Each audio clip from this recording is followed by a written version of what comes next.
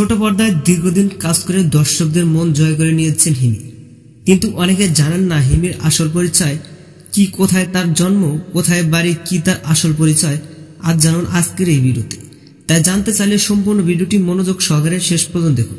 জানাজার সময় হিমির জন্ম 1997 সালের 30 নভেম্বর ময়মনসিংহে। তার গ্রামের বাড়ি ও ময়মনসিংহে।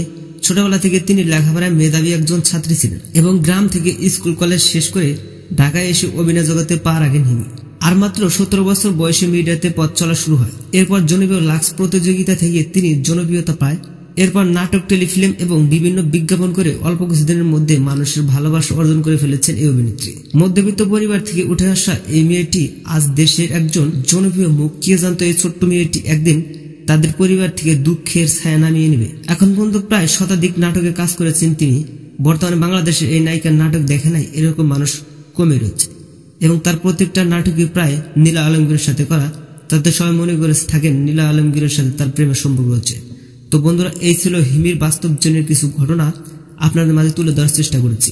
তো বন্ধুরা, এই ছিল আজকের ভিডিওটি ভালো লাগলে লাইক দিন, আপডেট করবেন আমাদের সাথেও। দেখা হচ্ছে নেক্সট কোনো ভিডিওতে। ততক্ষণ সবাই ভালো থাকবেন, সুস্থ থাকবেন। আল্লাহ হাফেজ।